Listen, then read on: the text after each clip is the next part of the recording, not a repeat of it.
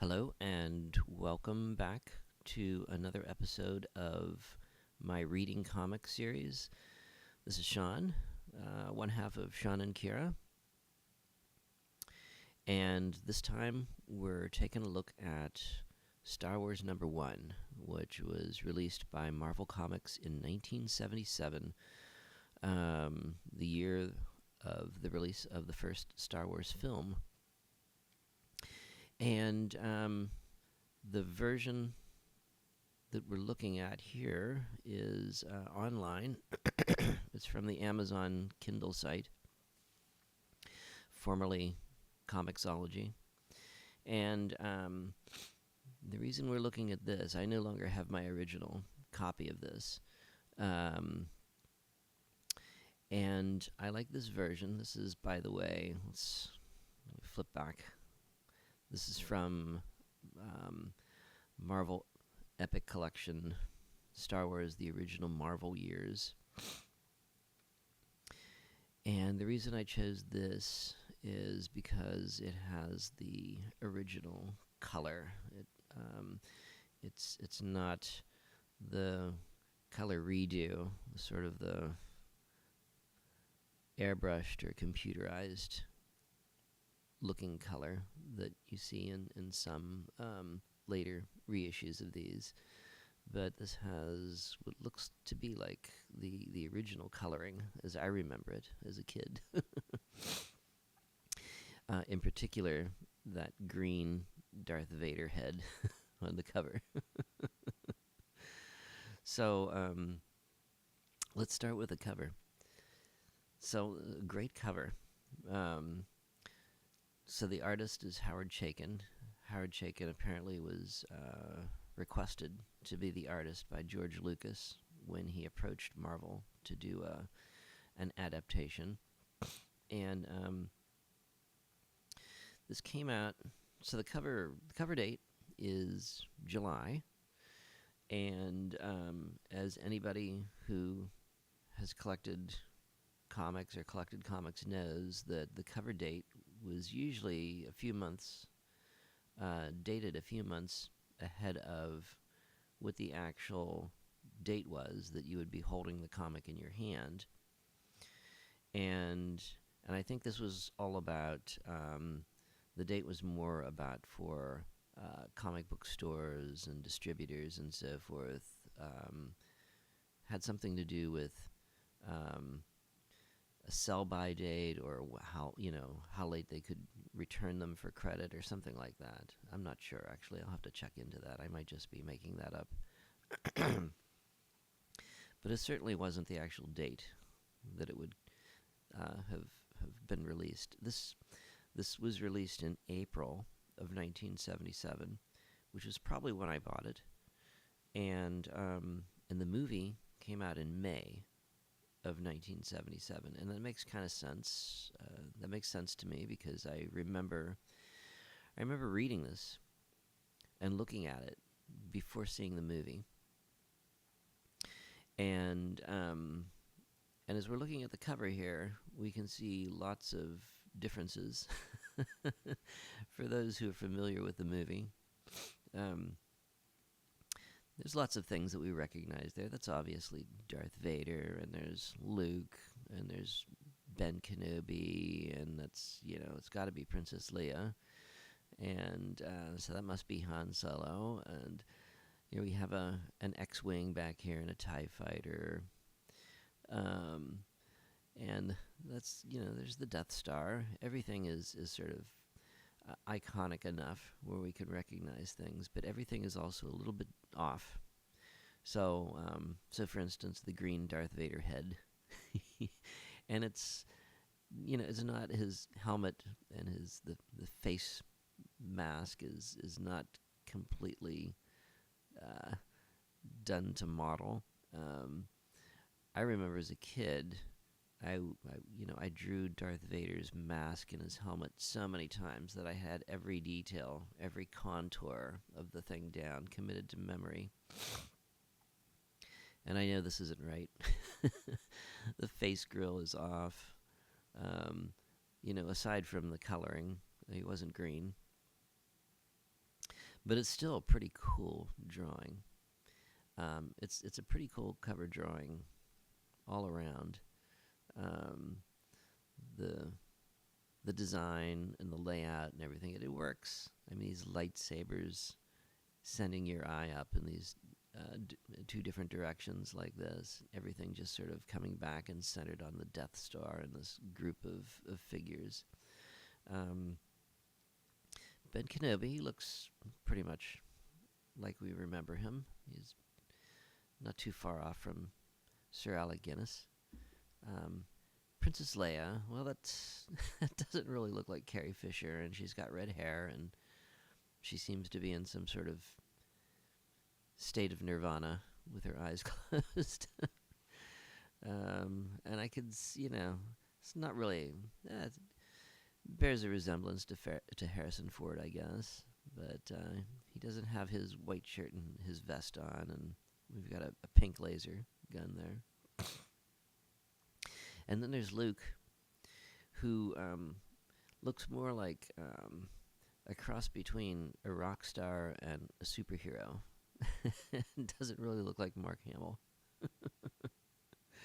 But this is a comic book, so, it's fine. Lots of Marvel bluster on the cover. I love reading all these little blurbs. The greatest space fantasy film of all. This being said before the film was released, of course. Fabulous first issue. Enter Luke Skywalker. Will he save the galaxy or destroy it? And then the corner drawing up here, which Marvel always put on their comics, and the purpose of this is that you would just see the top third of the comic in the newsstand, and so they wanted something that was instantly recognizable, something iconic to put up in the corner here, so you knew, oh, this is a Spider-Man, or this is Avengers or Fantastic Four or whatever. And so all the Marvel comics had these little corner panels up here, and this is the one they came up for Star Wars. And again, it's a Luke that looks kind of like a Norse god with his long blonde hair. So great cover, if a little odd. And so Howard Chaykin was given access to Lucasfilms when he was,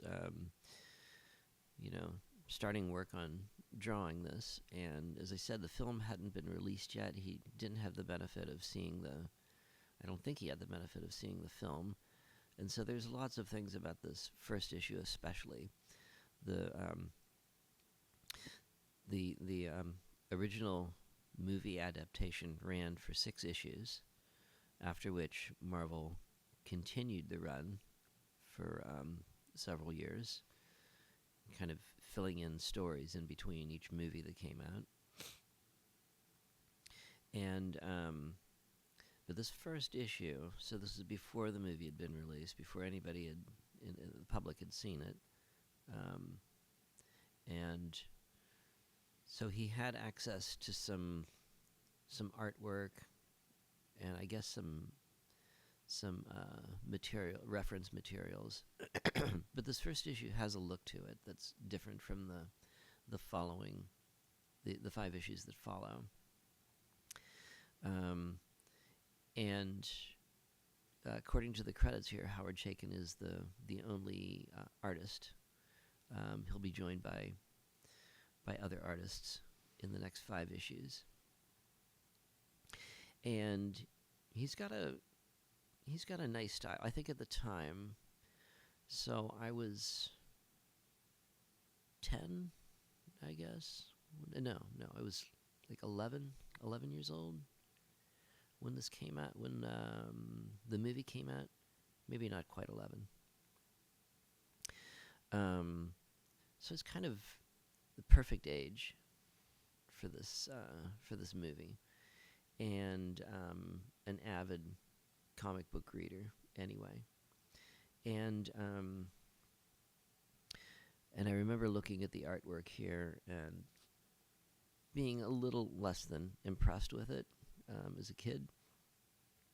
Looking at it now, though, I really admire a lot of these panels. So, strong splash page here. I like the use of this in place of the crawl that you see at the beginning of the Star Wars films. We have this narrative text here at the beginning, and the type looks like it's been done on a typewriter to set it apart from the comic book lettering, the hand lettering. Marie Severin, colorist, by the way. And the Star Destroyer, it's a very strong cover illustration. The Star Destroyer is a little off model. It doesn't look quite in proportion. And the Rebel blockade runner here in the foreground maybe looks a little too big. You don't quite get the sense that you do when you see the beginning of that film, where the Rebel ship flies over you, and then you see the Star Destroyer come out, and it seems to take forever to fly over you, and you get this feeling of the disparity between the size of the two ships, and you don't really get that here. Very dynamic panels here as the stormtroopers board the Rebel ship. This battle scene, these stormtroopers firing pretty wildly here at the Rebel soldiers and the droids in the middle of it. And then we have our first look at Luke and his land speeder. This next spread where Vader comes aboard the Rebel ship.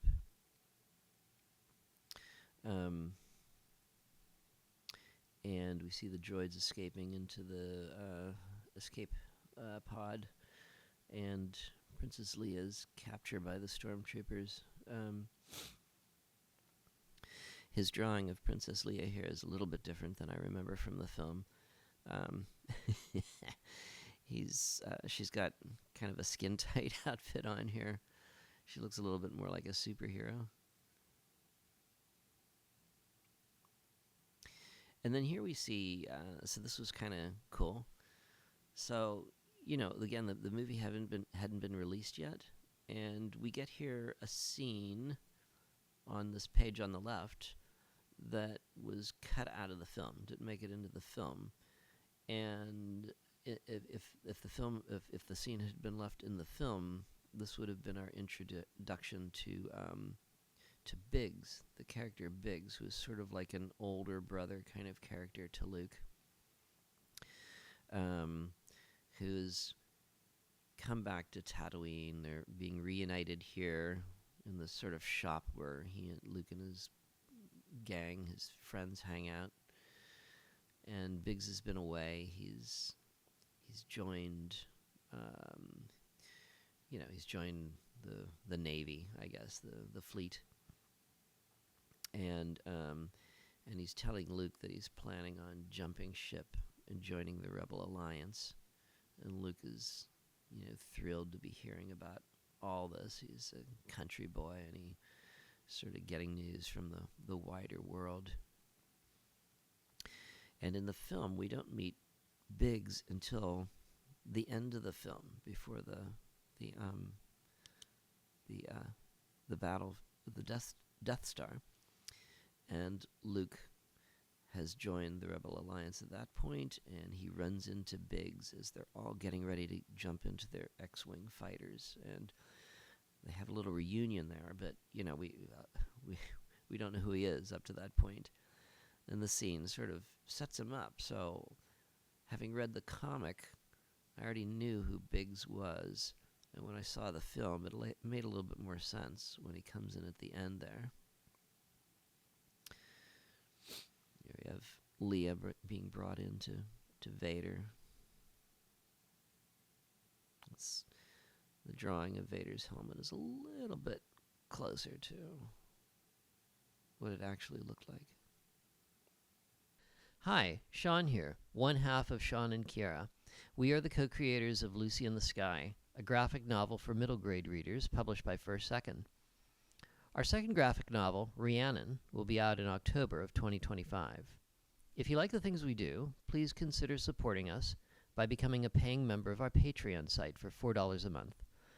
And if you enjoy videos like this, hit the like and subscribe buttons, as it'll help us build this channel. Thank you, and enjoy the video.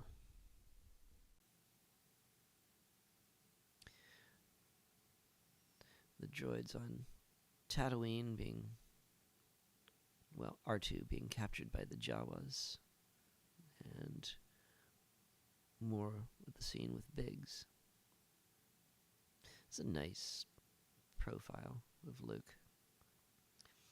The way Howard Chaykin drew Luke in the comic is not too far off from Mark Hamill. And also the Grand Moff Tarkin, Peter Cushing here. It looks a little bit like him. It's pretty close. The scene. I remember this image here always stuck in my head, with the generals and the admirals sitting around their conference table and Vader looming behind them, and and here he's for some reason he's got a drink. So I don't know why he has a drink. First of all, how is he drinking it with his face mask? Does he tip his face mask up to take a sip every once in a while? How does that work? But aside from that, and here in this panel, he seems to be levitating the cup for no reason, really. It was just an interesting panel. This image stuck with me for some reason. Now the Jawa sandcrawler has come to Owen Lars's farm, where we meet Uncle Owen. And we're out shopping for droids. Of course, this is how Luke acquires 3PO and R2.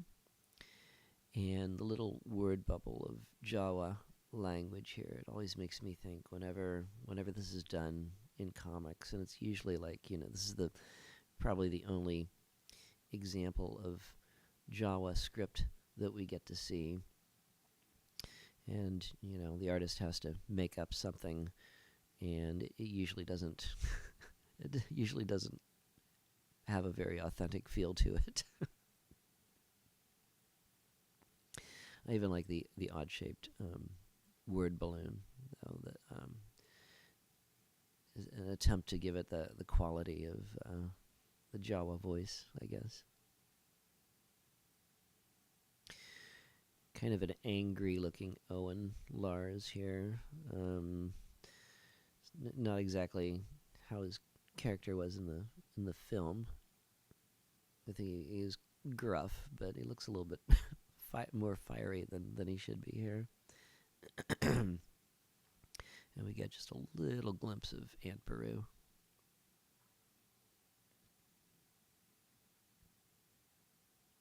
So I mentioned the color. I wanted to get the original color,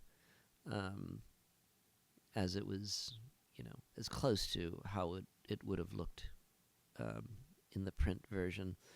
Of course, when you get these online versions, or even, modern reprints that are done on white paper, you don't get the same. It doesn't look the same because it's not on newsprint. The paper that these were printed on originally was not white. It was that sort of off-white newsprint, and that gives the color a whole different look. And so the colors tend to look too bright when you look at them this way. But you still get the sense of the original limited palette of color that you would have seen originally, not the recolored computerized color, which I have a physical book collection of these stories. The first 6 issues, the original run, and it's all been recolored, obviously on a computer, and I just hate it. It just ruins the feel of it, and maybe it's just because I remember this color. I just can't accept anything other than that now in my mind. But I mean, you get a panel like this one on the bottom here, where you have a few streaks of purple and pink with the yellow and the orange, and I mean, you get, it's effective, and really, that's all you need for these for artwork like this. Spare use of color, I think, is another case where, you know, the ability to color comics on a computer has given us so many tools and so many options, and I think that's great, and I use a computer to color my own comics.